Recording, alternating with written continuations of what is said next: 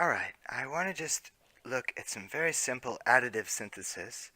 So I'm going to spawn an oscillator. And here, if you can see, you have an add component. I haven't spawned it yet, I just touch it, and you can see that's an add. And an add it just adds what comes in here to what comes in here and sends it out. So if I add 0 to 120, it won't, it just sounds like what it would if it's just the same. Okay, so now I'm going to take another oscillator, and I'm going to take a multiply component just to control the volume. We don't hear anything because it's being multiplied times 0.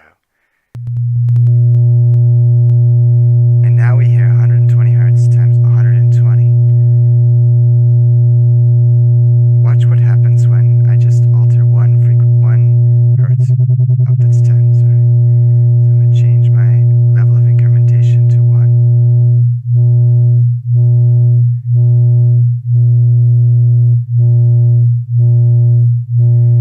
And if I go half the value of 120,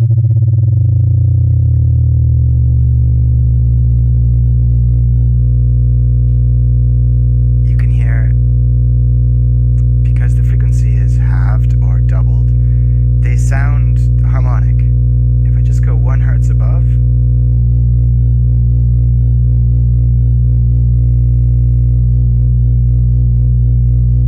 and then if I bring it all the way down to something like 1.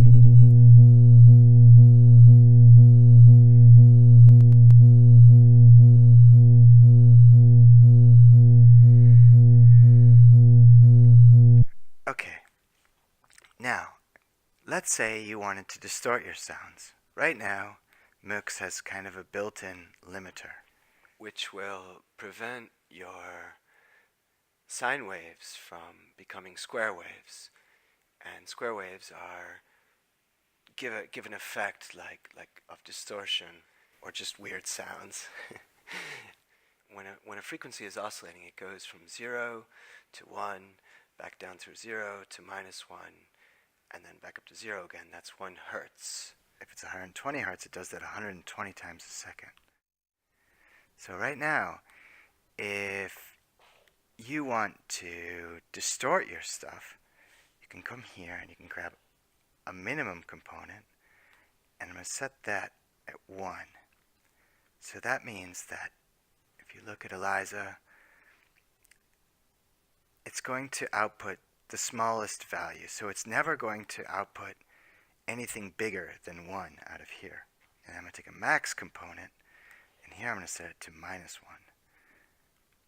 So there, if you look there, it outputs the largest value. So it's never going to output anything smaller than -1. And it's kind of, well, anyway, I'm going to put this together, and I want you to hear what happens.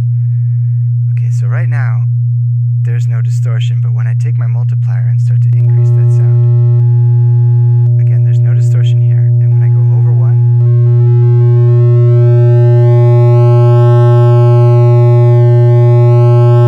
you get distortion.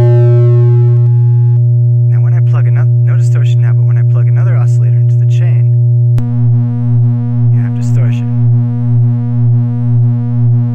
If I multiply it by 0.5, we have what we heard before. So now I'm going to